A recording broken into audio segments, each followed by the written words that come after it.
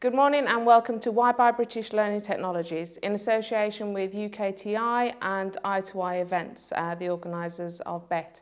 Today we're joined by a panel of experts. We have Crick from Crick Education Software, Dominic Savage, Director General at the British Educational Suppliers Association, Wynn, Chief Education Officer at Promethean, and Karim, Derrick, Chief Executive Officer at Shurston Software. So John, can you tell us a little bit about yourself, please? Yes, I'm Crick. I'm the founder and CEO of Crick Software. We're in our 21st year. Before Crick Software, I was a teacher. We're probably best known by our big selling product, which is called Clicker, which is in over 90% of UK primary schools. And we're in many schools around the world as well. We particularly focus on software for reading and writing. And was that with particular types of children? It's used in particular by children who are just starting to read and write.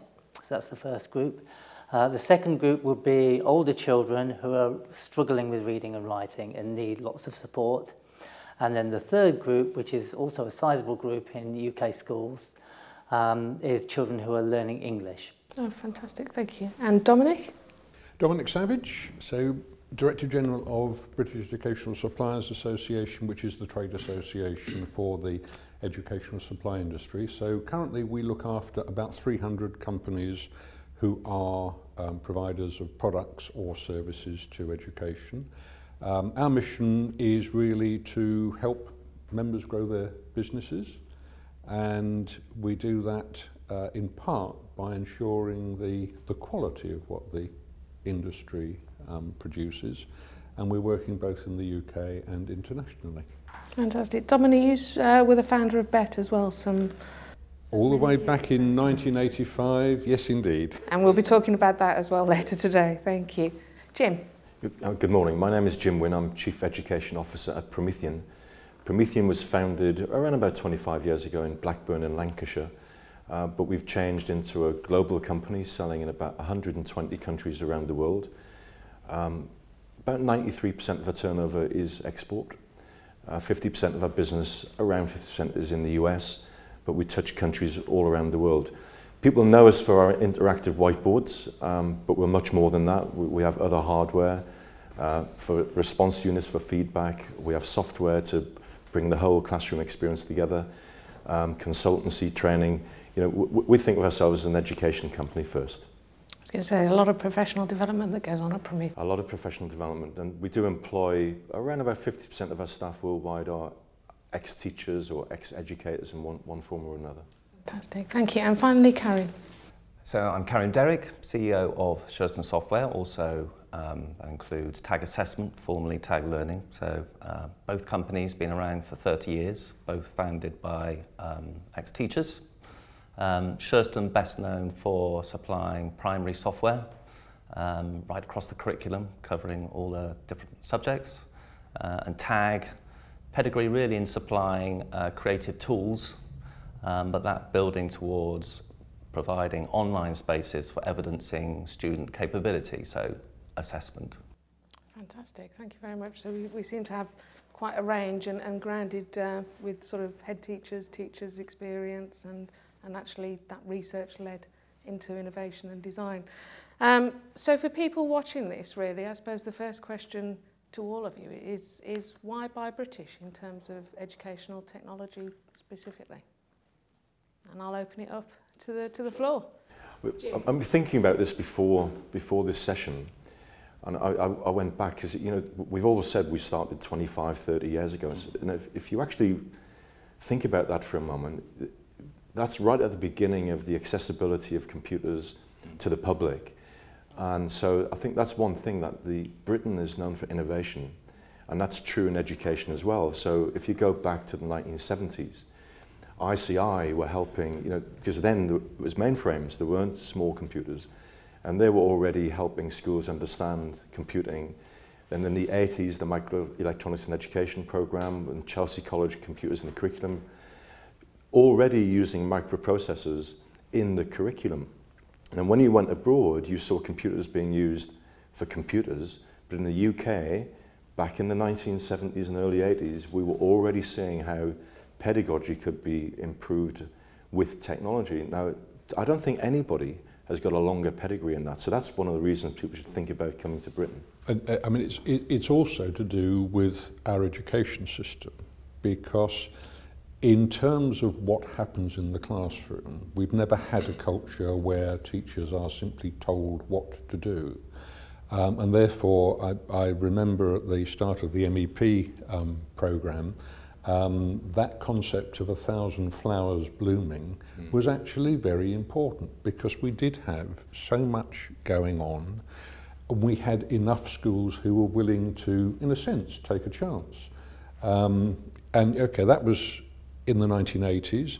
Remember the Stevenson report in 1997? He was still saying at that time, we do have to take a bit of a leap of faith in our understanding of what technology can do.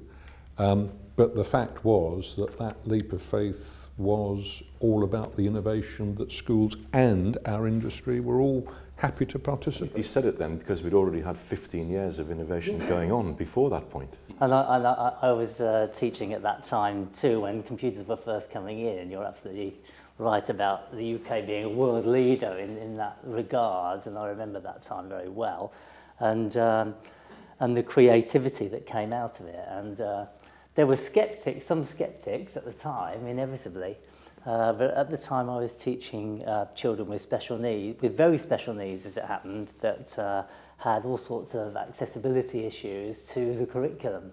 So children who couldn't hold a pencil, children who couldn't talk, for example. And for them, it was an absolute no-brainer when we saw how technology could actually transform their educational opportunities in the school at that time. So John has really hit one of the crucial points here, because you were one of those people who thought you had, in your head, in your vision, a better way of teaching and helping children with special needs, and you came out of education and founded a company which of course has become incredibly successful.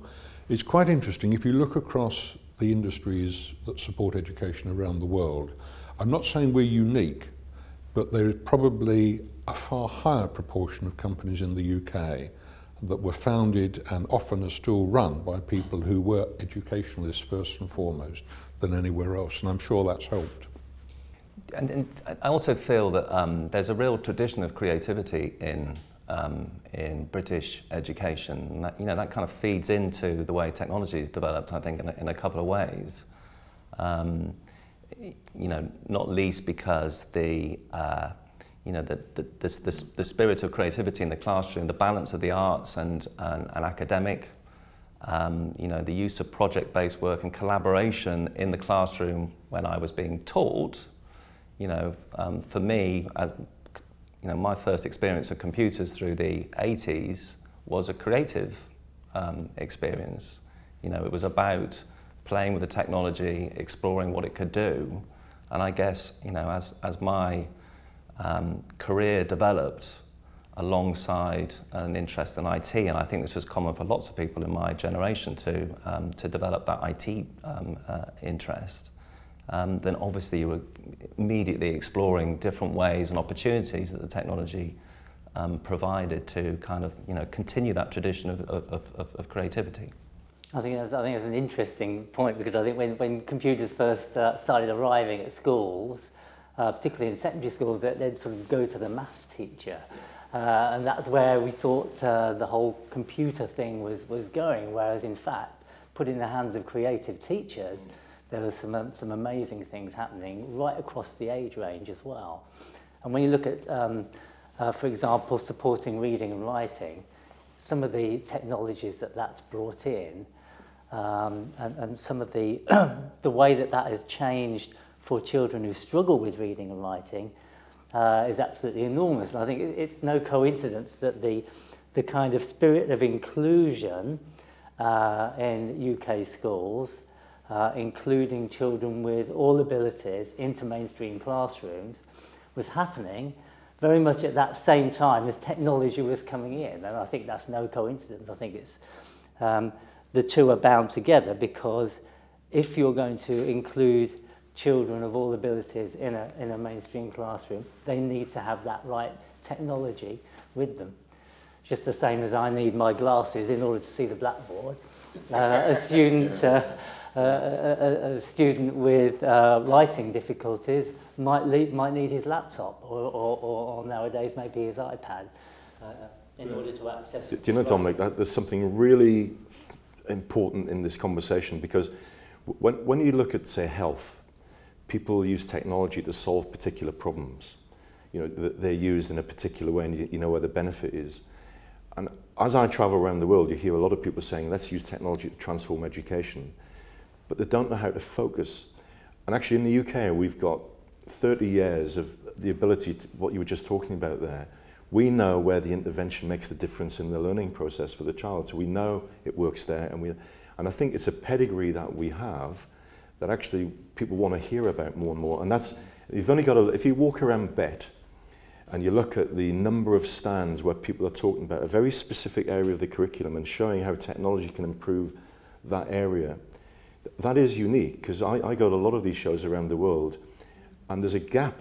I think there's quite a gap between, there's not that we have the exclusive access to that, but in many other countries, they're still focused on the technology in the way you're describing, being used for technology's sake. And people call it a tool.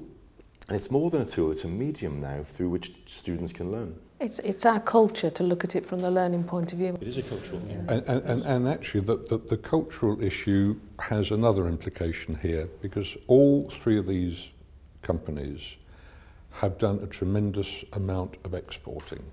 So if we're really asking the question, why buy British? There's something important about the fact that so many UK edtech companies have got experience overseas. What that allows us all to do is not simply go somewhere and say, here's the British solution, take it or leave it, but it is to draw expertise from the engagement we have with other markets. Often I think that affects the way you then develop new products or redevelop products, and it does allow for the nuances associated with different cultures, different education systems, to be played upon, and for us to offer solutions that are often bespoke to particular marketplaces. And I think that is something that is very much respected overseas. I was going to say, it's 507 million and 580 million that we've exported in the last 2 years, really, isn't it? No, well, the figure annually now, I mean, the last time we had a very accurate figure, it was 533 million. We think it's about 580 annually now. And growing. And growing. So going back to this, in terms of, we've got this pedigree of innovation where we've constantly drilled down to support learners in terms of accessing that information. And you mentioned the Stevenson report in 1997, that leap of faith. That leap of faith, and also, I suppose, the innovation was supported then by the huge amount of investment that we had in terms of IT for education within here, starting from interactive whiteboard pilots to tablets for schools and other such. Do you think that's helped really UK companies strive further in a shorter space time, really? But it wasn't just that report, though, and it wasn't just the whiteboards. There were other things that the UK has been doing. We mentioned MEP, the TVI, the Technical Vocational Education Initiative, what we now call specialist schools, which were technology school. There's been quite a momentum of things that have been happening for a long time that have come towards this point. So I actually don't think it was much of a leap of faith. I think it was actually somebody just taking, it might have been a big step, but it was the next step in the process. Well, Dennis's point at the time was the fact everyone was saying, where's the evidence? And Bechter, of course, at the time, couldn't actually provide the evidence because nobody actually could provide the real evidence. But virtually everybody was pretty much convinced that we were seeing some very, very positive developments. And the other thing we have to remember as well is that it's not just a question of what technology can do within education, but it's also a question of what technology is doing to the whole of society, and actually how education must respond to that as well. I think in terms of evidence as well, if you, again, looking at special needs, I think if you just looked at that specific area, there's a lot of evidence to show that children can then access the curriculum and actually then go on to take a real part in society. If you go back to Paul Kelly at Cramlington Community College, it's probably changed its name now, but he proved that the exam results for his students in modern languages went up. I can't remember the amount, but that was academic research from the University of Durham. It was there. So I think there is a body of evidence, but some of the skeptics just don't want to read it. But there's a lot of evidence there to show that the impact is real. The problem, of course, is you have to get all the things in the right place. So if the professional development isn't right, which we also got a lot of pedigree with, if the technology isn't focused in the right place, then it's like anything else. You can have all the tools in the world, but they won't have an impact unless you sharpen them. So, yeah. I think you know, in terms of measuring impacts, it's difficult to have a sense of the full impact because, of course, on the one hand, we are delivering resources to learners in order to raise achievement, but it's also about the management of that learning. It's about sharing practice. It's about sharing standards. All of these things are being facilitated by the work that has been done in terms of educational technology, and of course all of this works together to raise standards. I mean, we've got a strong reputation in terms of researching the learning and the impact, how valuable or strong the evidence is, but also schools are using data quite effectively now as well in terms of their own assessment and seeing what impact it has in their particular environments as well, aren't they? And I think technology perhaps has evolved to help them do that here as well. So in terms of the qualities of great British companies, what do you think you offer to international clients? I think, as Dominic said earlier, I think, you know, British educational companies are outward-looking. I think Britain as a nation is an outward-looking nation. We perhaps always have been. But also, we're a very multicultural nation. And so when we're creating software for use in our schools, we're not thinking about one very narrow culture, because British culture, right now in 2014, it's a very broad mix of all sorts of different cultures. And so we're very used to catering for a wide range of cultures. And I think when it comes then to exporting and talking to customers in other countries, that comes quite naturally, really, to British companies. Jim, would you agree with that? Absolutely, and I think when you look at the pedigree English companies have in terms of the number of countries that we worked in between us, I think we've covered virtually every country on the planet between our three companies. You know, but that's not just over the last 5 years, that's over many years. And so we can understand not only the culture as it is now, but the journey that those countries would like to take their education systems along. So we know that different people want to go in different directions, and that's the way it should be. But in fact, there is a commonality of approach now that's accepted. You know, we need collaboration in learning, we need personalisation, and where countries are in different positions. And I think we do understand how it isn't always leapfrogging to mimic somebody else's system. It's to take people on a journey that they want to go on themselves, and we're well placed to be able to help countries take that journey. Yeah, and I think I'd also, reflecting on the work that we've done in assessment over the years, and also reflecting on the variety of assessment systems that we have in our country, and you know, cultures and between different accreditation bodies, this breadth of experience lends itself when you go to other countries and experience, you know, their systems and where they stand in terms of their development. Fantastic. So we've got quite an impressive international footprint already, which leads me on to sort of my next point, which brings us to BET, really. The largest and most successful education technologies conference in the world. I think it was reported in a government report recently. Can you give us a few words as the founder of BET and as the father of BET? It's very interesting. If you go back to the beginning of the 80s, we actually through working with MEP and the late and great Richard Fothergill, we actually took a little group of companies to Singapore under the title of the Great British Micro Show, and that was in 1983. And it was really interesting to have that experience of seeing another culture look in at what we were doing in the UK. And that for me was the trigger to think about finding a partner with whom we could create an event. I don't think I can say that I particularly expected BET to become so big, so influential, etc. But it was very much the feeling that when you've got a range of products as one could see developing at that time, the only way that teachers were going to be able to assess those products was the actual sort of the field test, compare, talk to experts, talk between yourselves, all the rest of it. And we needed a way of making that happen. And that was the starting point for BET. And I think in many ways, that is how BET has developed.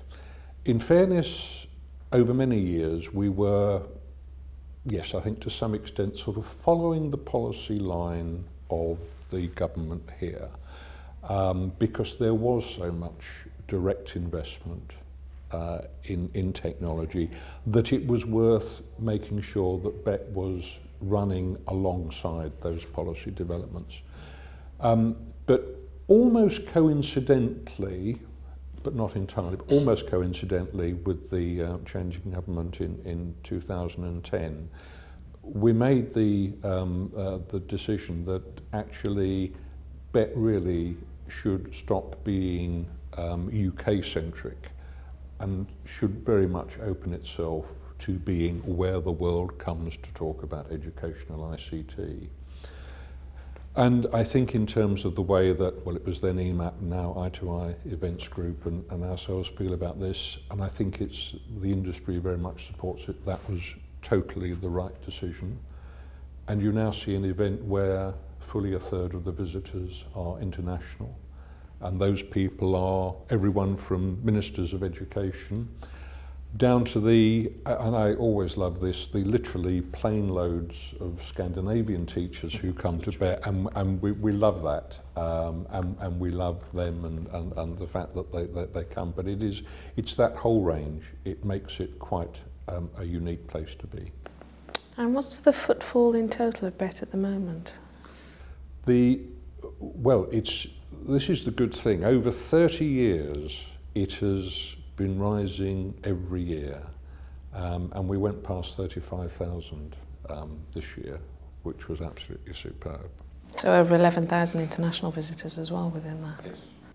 And I think that's an interesting thing compared to other shows like ISTE in America, which might have a higher footfall, but actually when you look at the number of ministries from countries in other countries, which we're very interested in as a company, we had 32 ministries come over our stand this year, 32, and of course the World Forum, which precedes it, has half of the world's ministers or ministries around it. That's an amazing achievement, and they come because they can get that experience at BET. 87 ministers of education, 87 not ministers. bad. And actually 3/4 of the world's learners represented by their ministries. That's Incredible.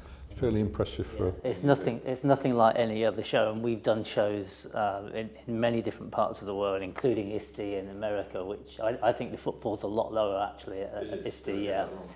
And there's just nothing that comes anywhere close to BET, both in size, in breadth, and in the number of international visitors. And also the range of speakers and the non-selling approach of really organisations, isn't it? Again, it's you said that at the beginning that we're led by learning and not the technology. And actually that's evident when you go around and talk to suppliers and at BET you could visit 20, 30 different speakers in a day, from classroom practice through to head teachers through to international speakers as well, couldn't you?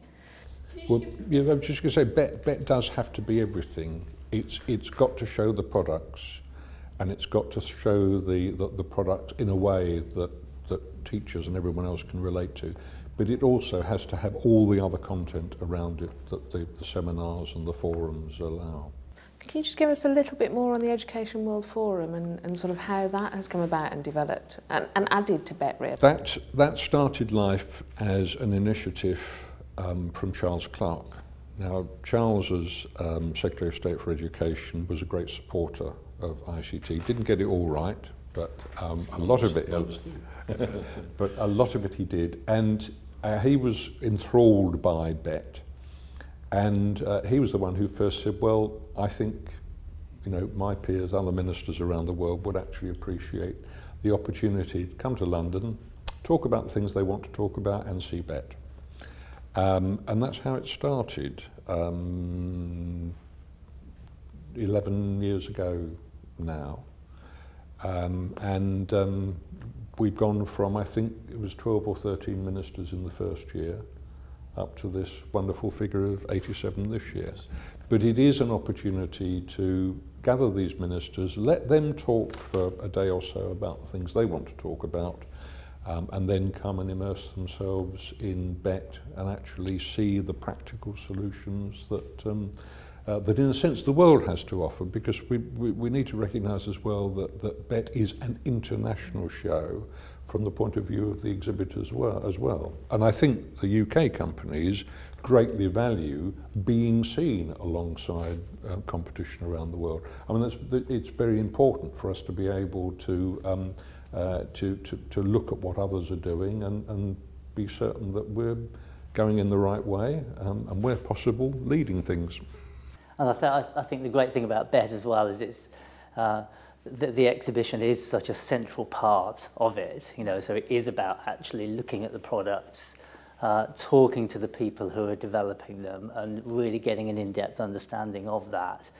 I think it's, you know, it's not one of these events where it's a conference with an exhibition bolted on, and I think that's so important. I think that's what BET does incredibly well and always has done. You can immerse yourself into anything, to any depth, really, can't you? Yes. I mean, what I think about the World Forum is that it really keeps away from product, and it really is talking about policy issues, pedagogical issues, staff development, and really getting underneath the skin of how hard that is for ministers to implement at that planning level. And then they come to BET and see how to implement it. So that balance is really good, and all of the sponsors of the forum, you know, adhere to that. And so whether it's Intel or Microsoft or Promethean, we all make sure we talk about those educational issues and learning issues. And I think that gives it a huge strength, Dominic, that, and that's why the numbers are going up, because people know they're not going to be sold at. It's going to be talking about their real issues in their country. I also every year tell the ministers who come to bear in mind the statistic that the average life expectancy as an education minister is 22 months around the world. In their job, you mean? Not life expectancy as a minister. And you know, it's quite a sobering thought for them. You know, what can you do in 22 months unless you listen very intently and very quickly when you start off.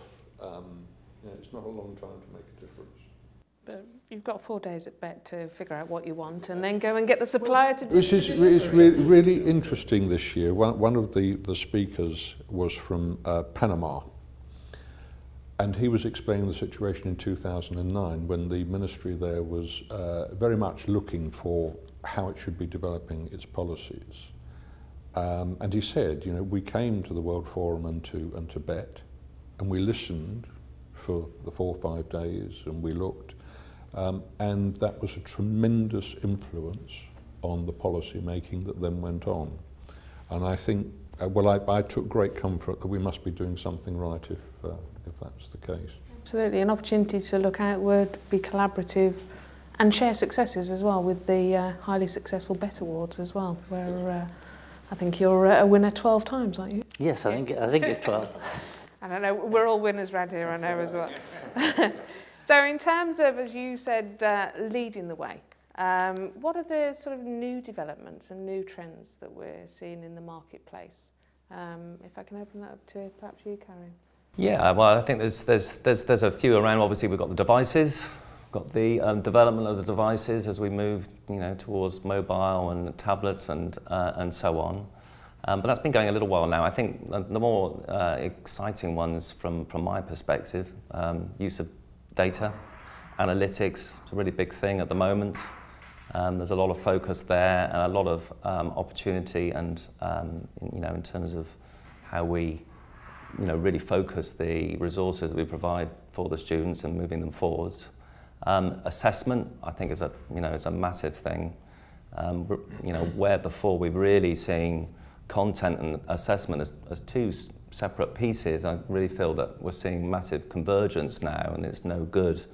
It's not sufficient anymore to deliver content on its own. There's an expectation that you'll be adding value in that way, and the way that assessment is delivered is changing as well. I think we've been through a long period of lots of drill and test activities, which improve efficiency, certainly make existing practice more efficient. But I think what we're now seeing is the opportunities that the new technologies afford, social networking, the potential to capture what students do, not just in a written test, or worse, in a multi-choice test, but in terms of their ability to present an idea. I think this is a really exciting area, and something that I really expect to grow. And this happens at a time when there's a lot of interest around the world, and I think the UK is seen as a real mover in that space, in terms of entrepreneurial skills, in terms of innovation. That's certainly something that we're seeing a lot of interest in terms of our own tools. And technology can only make it easier for teachers and students to get their head around data and how it can support their learning. I think that's the point, and I think the word exciting is exactly right at the moment.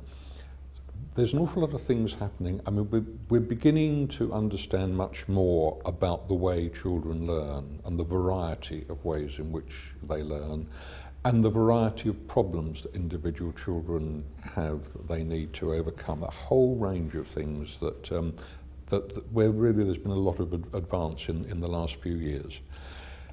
And the way I feel about this at the moment is this is all happening the right way, in the sense that as we therefore require teachers to differentiate, or if you want to use personalise as a word, differentiate more in the classroom, this is where technology is a very good thing to use.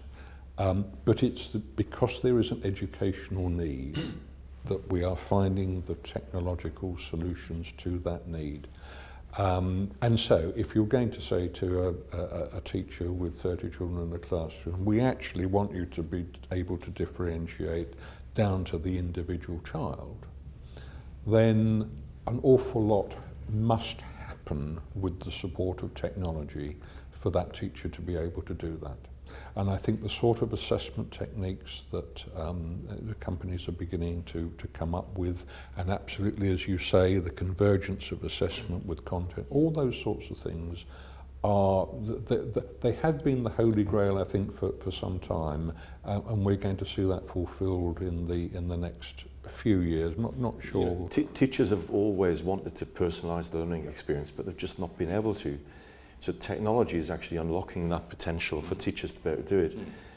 We talk a lot about MOOCs and big data, but the truth is, unless you actually make it into small data, so that decisions can be made for that individual student, and that has to be big data presented in an intuitive way to both the learner and the educator. And technology can do that now, and I think in the past this has been actually too complicated, and we've learned over time how to make that process intuitive. And one of the things we talk about is workflow. If in other businesses, you take someone's workflow and you apply technology to make that person more productive. And you couldn't talk like that in education terms, but actually that's what we're talking about. We're looking at the learner's workflow and the teacher's workflow. And if you call that class flow, to just focusing on education, we are all now bringing all the bits of pieces together, learning content with teaching content, with assessment content, front of class technologies with one-to-one technologies, bringing that all together with the data so people make decisions is really where the point we've reached. What that's going to precipitate next is, especially in countries where many children don't go to school. At the World Forum, Senator Coulthard from Zimbabwe said there are 1 million places less in Zimbabwe for children than they needed. So and 57 million children don't go to school today. Mobile learning, M-learning as UNESCO call it, is really coming up. And again, sometimes the decisions are made around just giving children technology. Where we have the experience is how to make that technology effective in terms of that, bringing it all together for the learning experience. I think M-learning is going to be a really big thing, but it has to, and I think assessment, I couldn't agree with you more, Karim, actually, that enabling assessment for feedback so we know where you are on your learning is going to unlock that potential for personalisation. I think differentiation is just such a key word, you know, in education, because in any classroom, anywhere in the world, there's children with lots of different abilities. There has to be, by the law of averages, if you like. And the key challenge for all teachers is to figure out how you're going to address that and how you're going to ensure that the less able children, this is often one of the biggest challenges, how the less able children, or the children with very specific learning needs, how they are going to achieve success in that situation in the classroom. And because once you start failing or feel that you're failing, learning becomes much more difficult, and you can very quickly start into a downhill spiral. Or getting bored when you're ahead of the work. It works at both ends. It works at both ends. It does work at both ends. That's true. But and it's the same. You know, it's the same as adults. Whatever we're learning, you know, if you're learning a new language or a new sporting skill or whatever, we need success, and we need to be able to then see, yes, I can do this, and I'm going to move on to the next thing, and I want the next challenge. How many people do? Because when I started teaching, I taught 6 maths classes of 30 kids each. That's 180. How on earth could I know them individually without technology? Impossible. How could I do it? It's impossible. So I think, I wish I could go back then and use what we have now. It would just be so exciting, I think. Yeah, I have to agree with that. I think back to my teaching days. We had individualised work schemes which were wonderfully creative. It was all about problem solving and the students kind of constructing their maths knowledge as they went. And for each of those classes, I had 30 students basically doing different things. 6 as well, 6 classes. Yeah, no, absolutely. And you know, that's what inspired me to move into the technology space. But and I think there's a, you know, and I suppose. I think I'm agreeing with you really that what we've seen as the technology has developed is more opportunity to better mirror that great practice. I think that I saw and tried to you know, deliver myself as a teacher. But also looking outside of education at the moment, what you're kind of seeing is in many ways, the production model turned on its head. You know, consumers become producers, and you see this, you know, massive customization of products. Of anything you do. Of everything you do, which is an exciting thing. And now, when you talk and think about education as being something, as learning as something that's constructed, then again, you know, looking at social networks and the developments with VLEs and the technologies that we have now. You know, all of this becomes possible and exciting. Yeah, I think all that kind of collaboration between teachers and industry as well, whether it's through social networks or face-to-face. You know, our education consultants are in schools every day. Many of them are ex-teachers themselves, and they're in school every day. And I'm sure it's the same in your companies, talking to teachers. And that's kind of a two-way process. You know, it's giving training on how best to use the technology, or how they can use the technology, but also getting more ideas in from teachers. So I think that two-way thing is so important to the. A lot of our teachers are doing that abroad as well. So Britain has got teachers who naturally coordinate their work. And I've just come back from Barcelona from the Microsoft Innovative Teachers Forum with 1,000 teachers from around the world. And I tell you that, well, there was one stand that was the special needs where some autistic children were being taught to do programming. one of the judges cried because of the impact that that was having. It was amazing. But I think British teachers have naturally, spread their wings much further than just the UK shores over time. Yeah, and part of that is to do with language, in that we're so used to, in our schools, to having children who are learning English. That's not an unusual thing in a British classroom, is it? Many British classrooms have a significant number of English language learners in them, some with very little English. We're used to doing that. We're used to supporting that with technology. And so when we're going out to schools in other countries, that becomes a second nature thing, I think, to many teachers and educators. But going back to the differentiation thing, and you were mentioning, Karim, about devices and the evolution of those, going back to a question of yours a moment ago, two things that I think are really exciting in terms of the way technology in education is going now, are tablets and low-cost, high-powered, good battery life laptops.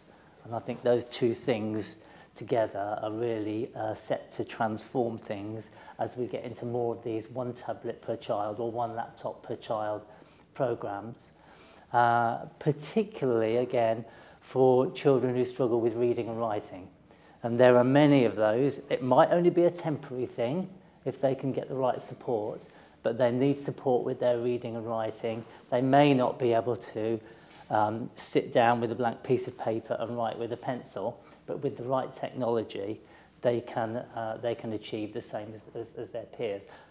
Tablets, cheap, low cost, high quality, good battery life laptops absolutely transform the writing experience.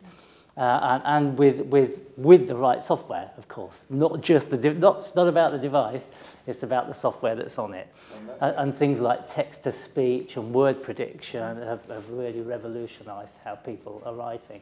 It gives me the chance to mention parents, and we haven't mentioned parents so far, because actually, yes, the low-cost devices mean we're going to see more educational activity, or hopefully see more educational activity at home.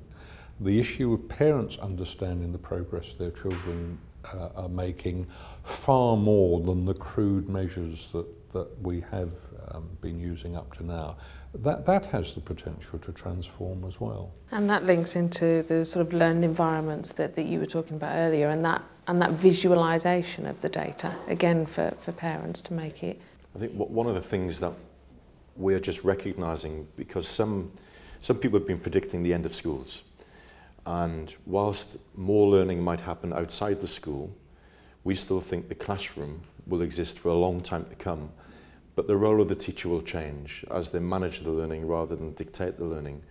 Having said that, the bringing together of different technologies, so if each child has got their own technology, it isn't just about them looking at a screen. They still need to collaborate between others. So we see a growth in software that can link technologies together, whether that's front of class or distant, and then that brings in the parent into that community because it brings it all together, enabling not just personalization, I'm doing my thing, but collaboration as well as a crucial part of the learning process. Collaboration and communication as well, isn't it? We've got that. And again, one of the trends I think you mentioned as well was that social media, in terms of how that really is changing what we can do, particularly reading and writing with some target groups that may not. So Karim, just sort of back on the VLE sort of social media collaboration tools, where do you think they're going to take us in the next few years? I guess I suppose there's a bunch of different trends that I can see converging on in and around the platform space. I suppose one of the key pieces is, I keep mentioning assessment. That's we're going to go beyond what we've seen in terms of the rudimentary multi-choice and so on, to see content blended much more closely with assessment, and that will also involve much more of the students' creativity. It's not simply about the VLE becomes not simply something that's delivering content down, but as much about the management of the students' own creativity, you know, the production of writing, the presentations, a whole variety of different media. And I suppose you've also then got adaptive learning. That's something we haven't really touched on. It's another big trend at the moment. Combine that with gamification, which is another big piece. And what you've really got is the ability to reward students inside and outside of the classroom, because it goes back to what we were just saying about involving parents.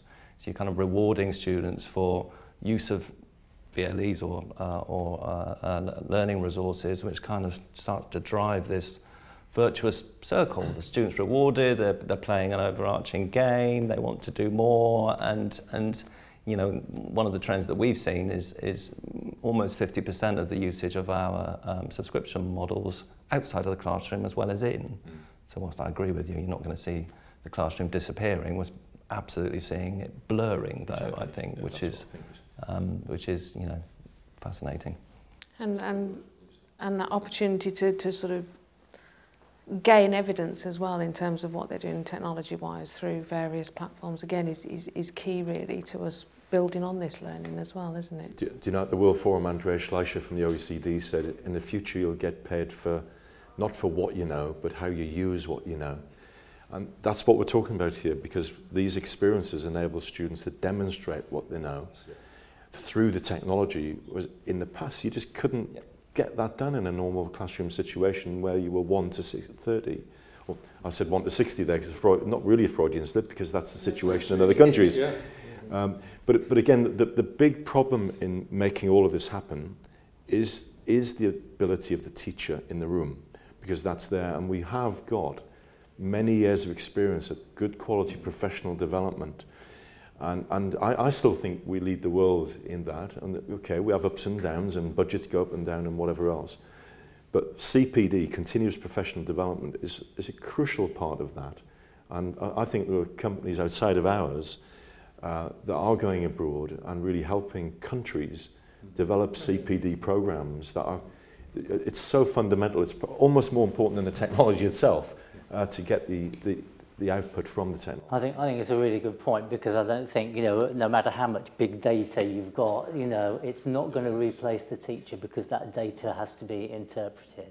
And at the end of the day, it's what the teacher's doing in the classroom and actually caring about individual students and what's going on and their learning that is really going to make the difference in combination with that technology. It's always interesting. It's one of the most common questions, isn't it, that ministers from overseas ask when they sort of suggest what their plans are. Are we spending enough on professional development of teachers? And the answer always has to be, you can never spend. You don't have to look, frankly. I mean, we've had a legacy of national professional development here when we had a lot of investment, but also companies invest heavily in terms of that professional development for their own innovation, growth, and use of the. Well, this is one of the things. I mean, going back to the whiteboard initiative. The amount that Promethean used to do in terms of the offer of the support that went with the purchase of an interactive whiteboard. And it was absolutely fun. I mean, you set out the stall on the basis of, here is an item, it's going to cost you a lot of money, you need to get incredible value out of it, you will not get that unless you have not only initial support, but also training over a period of time. But we ask teachers to just publish their work. I think there's 90,000 lesson plans that the teachers produce themselves. But you know, we had a thing called the School Council Industry Project, SKIP, back in the early 80s, which was all about professional development, taking people from classrooms, but into industry, and putting industrialists into schools. That's 30, 40 years ago now. So, but that was often not.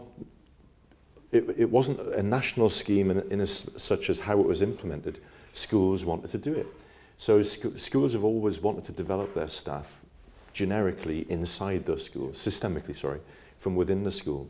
So I think that's really just part of the ethos in this country. Again, it's that culture. I mean, teach meets, for example, springing up everywhere with teachers collaborating, sharing best practice. And of course, the technology itself. I mean, I get a lot of my professional development from Twitter and people I follow, and YouTube and TED.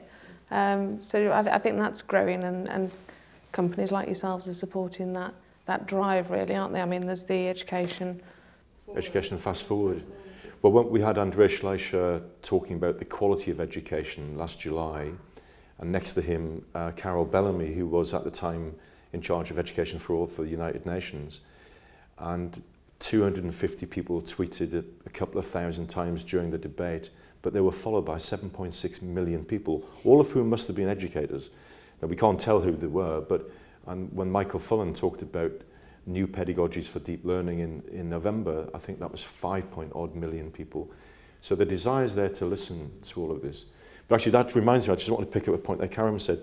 I actually, because Michael Fullan is running a thing called New Pedagogies for Deep Learning, I actually think, I don't know if there are any new pedagogies. I think we're unlocking the ones that we'd always wanted to use with technology. And it's old pedagogies unlocked by technology. As long as we're learning, that's all right. And I think, again, final sort of point on this, but professional development's even more important now, that we are seeing consumers of technology become producers of technology very rapidly within the classroom, I think. Young learners coming in and showing you a YouTube video that they've done, edited and put online before, and researching the work that you're doing as a teacher. So I think the demand for professional development's getting quicker and harder for teachers. What are your thoughts on that, and how you as companies can support that? Yeah, I think what you said about children producing stuff for themselves, I think a big thing there is writing for an audience, or producing a video for a real audience. So rather than just saying, I'm going to do this piece of writing so that I can show it to my teacher, is, you know, I'm going to do this piece of writing and I'm going to put it on the school blog so that the whole world can see it. And I think that's a huge thing. I think in terms of how teachers need to learn how to do that, some teachers now that are coming into classrooms have grown up with doing that, so it's going to become more natural, quicker to them, if you like. And I suppose there's always then going to be a gap in age-wise, but I don't believe in the digital native theory, you know, that you have to have grown up with it in order to be able to use it. I think there's lots of teachers now that are seeing the benefits of all sorts of different technologies, and with the right guidance, they're very keen to grasp that and see the benefits of it. I think it's 50% of OAPs have now got tablet devices as well in this country, isn't it? And yeah, I'm being hounded by my mother on. She calls me on Skype all of the time, and she just loves it. You know, Alexa Joyce from the European Schools Network was talking the other day about there's this flip again in terms of age. The older teachers who are very solid on their pedagogy are now, she thinks, are using technology more because of their sound grasp of the pedagogy, and then using technology to actually improve that even further. That's a really interesting development. But the other thing about YouTube and everything else, 20, 30 years ago, we'd send people to training courses, and by Friday you'd forgotten what you did on Monday, and on the following Monday you couldn't do anything. The just-in-time approach of learning for teachers, because teachers are just like students, they all learn in different ways, and we tended in the past to give everybody the same course. What YouTube and people have enabled us to do, or that concept, you know, whether it's our online communities that we have ourselves, people can dip in and out when they need to. They still need guidance, just like a child, a young learner needs a learning guide rather than a teacher. Teachers' CPD has to mimic that as well, and we can now because of that just-in-time approach. Yeah, I've often thought of teaching being the last stage of learning. So in that sense, you know, the learning technologies that we're developing are as powerful for the teachers as they are for the students, and the more appropriate we make them, and the more easy they are to use, and the more adaptable to different learning styles, all of these things feed into you know, better professional development. So we've got some fantastic innovation, some companies really with their hearts in learning foremost, and then technology to solve those solutions. With an international footprint, I think we've covered between 3 companies every single country. So how are we supporting British companies really in terms of that international, particularly through UKTI, Dominic? Right, yes. There's more that is actually joined up here than you might think if you were an individual company that was sort of sitting on the outside of all this activity. Because at one level, right, we've talked about BET, and you know, BET brings in so many international visitors that that companies can engage with. But then it's how do we prepare companies to be able to engage internationally. And one of the things that's worth mentioning here is there is an interesting refresh rate in our industry. All right, you were a very small company once, now you're, you know, quite a large company. What's great is that over the 30 plus years that we've been pursuing technology here, there has been a constant stream of startups.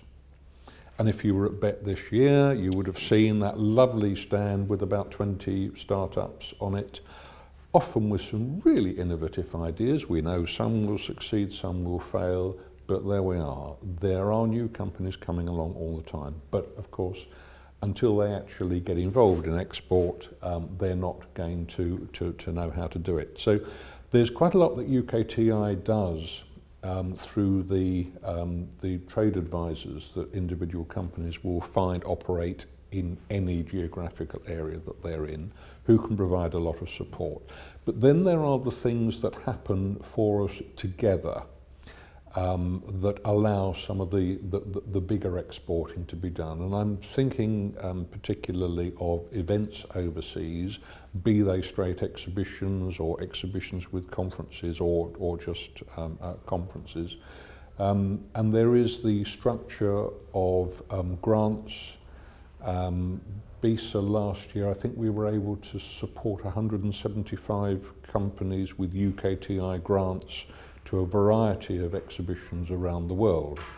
And if I think of the programme that we've got coming up this year, great excitement over the fact that i2i Events is investing in taking BET elsewhere in the world. So we've got BET going to be alongside the Educar exhibition in Brazil in May.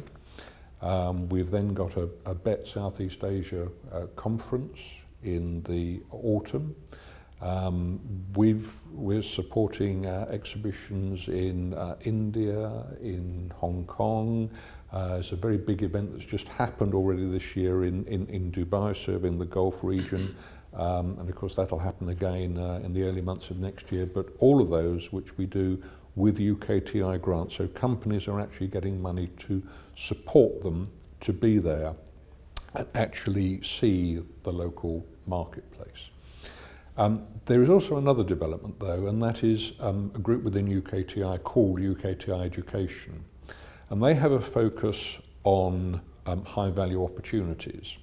Slight problem there in that the sort of official government definition is an opportunity that's more than £100 million. And actually there aren't that many of those that are obvious in education.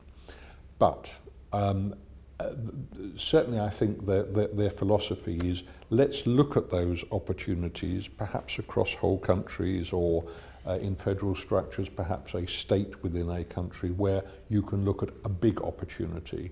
Even if it starts small with pilot activities, those sorts of opportunities can grow and become high value. And that team is trying to bring the sort of force of government support, government liaison, government to government, to start off some of the discussions that might allow the industry here to be involved in some very big projects. So you've got the two ends of the spectrum. You've got that which seeks to coordinate for big opportunities, and you've got the work that is also done to support individual companies making inroads into particular markets. And the thing I find fascinating is you will often find a small, but they're usually innovative company that actually does a very large chunk of business somewhere. And I can think of a company that's sold its software to all the schools in the Shanghai district in China. And for a small company, that's going to be a big chunk of business, and I'm always delighted when we hear the stories of that sort of business, as much as I am about some of the very large companies doing the business that you sort of expect that they would be able to. But therefore, I think what I'm really saying is that certainly through the sorts of things that we do as a trade association, and the way in which we can help companies find the right support, there are ways of them being helped, whether it is to export as individuals or indeed to export as part of a consortium. And there's certainly within this group experience of both ends of that spectrum. Fantastic, thank you. I'm just going to ask you now to really summarise from your own experience and point of view the title of the webinar really, so why buy British? And I'll start with Jim because you're looking at me, so it gives the others a little bit of time to think. Thank you very much.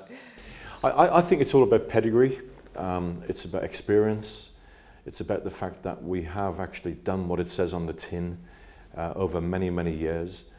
We have got not just the experience within the UK at making things work, but we've got that experience of working in many different cultures and circumstances around the world. So at least we should be part of the conversation, and we can actually work collaboratively with countries and with other countries' businesses.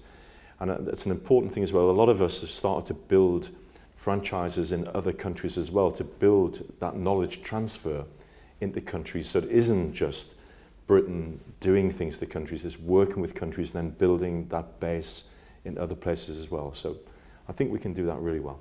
Truly working in a global way. Yeah. So, Karim, your final thoughts, please. Yeah, I think it goes back to you know, pedigree and tradition. We've got a great education system in the UK. And you know, there's a great balance between the academic and the arts. We've got a great assessment tradition as well, and you know, we have an impressive record of innovation in pedagogy and so on. The world looks to us for a variety of reasons. And I think, you know, when we look at the creativity in the technology industry, which in many ways is a reflection of education as well, what you have is a really strong, flexible and adaptable industry that you know, I think that has an awful lot to offer. John, your final thoughts? I think in the UK education system and those who supply it, educational software companies and technology companies, I think we have a very strong record of inclusion. And when I say inclusion, I'm talking about including children of all abilities in the classroom and of lots of different cultures and languages within the classroom as well. And I think those things help us to go to other countries and be outward looking very, very effectively. Fantastic. So we've got inclusion, flexible, innovative, adaptive. I haven't left you with much, but you've got the final word. Oh, you've left me with lots. One of the really interesting things is to look at what happened in 2010 when we had the change of government. And we had a Secretary of State for Education who came in saying, actually, I'm going to set my stall out on the basis of trying not to interfere so much with the way individual schools deliver. I want schools to have their own vision of what good education is, and to have the opportunity to fit that vision to the local community, make it work for that school. It's very interesting to think that there was a minister in a department that felt that our school system was ready for that. And I think that reflects very well, therefore, on the fact that if we can allow that local decision making, it does imply that everything is working in the sense the schools are working. The industry that supports those schools is working.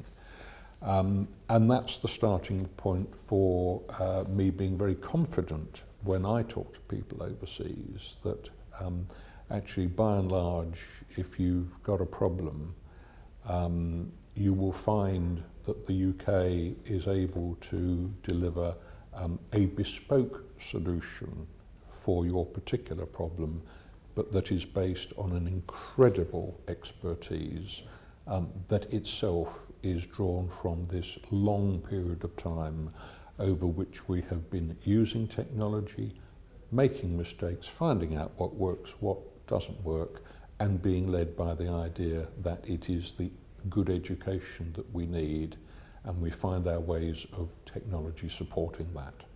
Fantastic, thank you. I'd like to thank you all for joining our webinar today with Karim, Jim, Dominic and John. I'm Hannah Jones, and hopefully you've gained insight as to how we can work with you in the near future. Thank you very much. Goodbye.